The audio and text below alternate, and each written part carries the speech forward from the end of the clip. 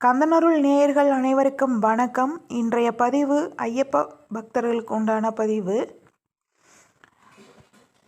சில ஐயப்ப பக்தர்கள் மனம் நொந்து கவலையோடு இருப்பாங்க. அவங்க சொல்கிற வார்த்தை என்னென்னா, ஐயப்பன் என்னை கவனிக்கவே இல்லை, நான் பல ஆண்டுகள் சபரிமலைக்கு போயிருக்கேன், என் கஷ்டம் குறையவே இல்லை, கோயிலுக்கு போகாத அவன் நல்லா இருக்கான், இவன் நல்லா இருக்கான், தெய்வம் எப்போவுமே பணக்காரர்கள் பக்கம்தான் என்று வாழ்க்கையில் விரக்தியாக பேசும் சாமிகளே, இந்த ஒரு சின்ன கதையை மட்டும் கேளுங்க, உங்களுக்கு ஒரு தெளிவு கிடைக்கும்.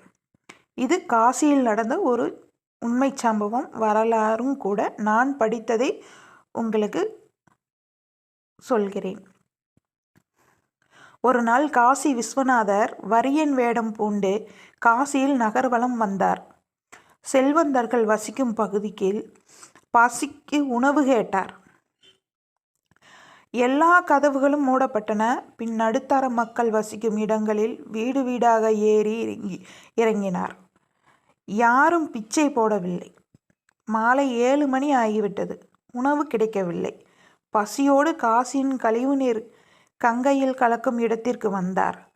அங்கே தனியாக ஒரு தொழுநோயாளி அமர்ந்திருப்பதை கண்டார். அவரை சுற்றி 4 நாய்கள் இருந்தன. அவர் காலை முதல் மாலை வரை எடுக்கும் பிச்சையை இங்கேயே கொண்டு வந்து 5 பங்காக பிரிப்பார். முதல் 4 பங்கு உணவுகளை அந்த 4 நாய்களுக்கும் கொடுப்பார். மிச்சமுள்ள 1 பங்கை இவர் சாப்பிடுவார். அங்கு வந்த இறைவன் அவரிடம் சென்று, எனக்கு பசிக்கிறது என்று கை நீட்டினார். தொழுநோயாளியோ அவரது வாடிய முகத்தை கண்டு தன் பங்கு உணவை அவருக்கு நீட்டினார். இறைவன் அதிர்ந்து விட்டார்.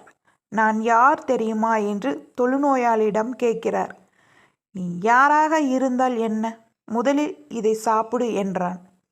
மீண்டும் இறைவன் அதட்டலாக கேட்டார், நான் யார் தெரியுமா என்று.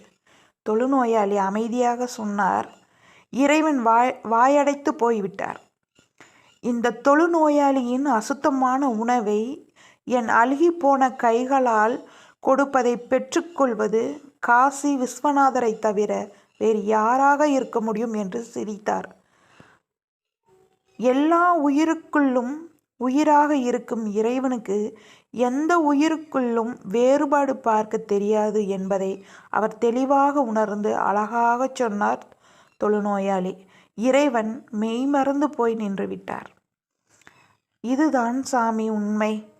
பெற்றவனுக்கு தன் பிள்ளைகளை பாகுபாடு பார்க்க தெரியாது.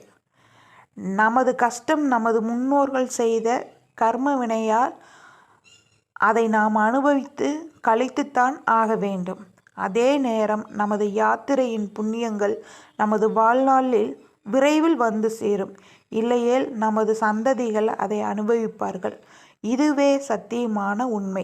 ஐயப்ப பக்தர்களுக்கு இதுதான் நான் சொல்லக்கூடிய ஒரே ஒரு சின்ன குட்டி கதை.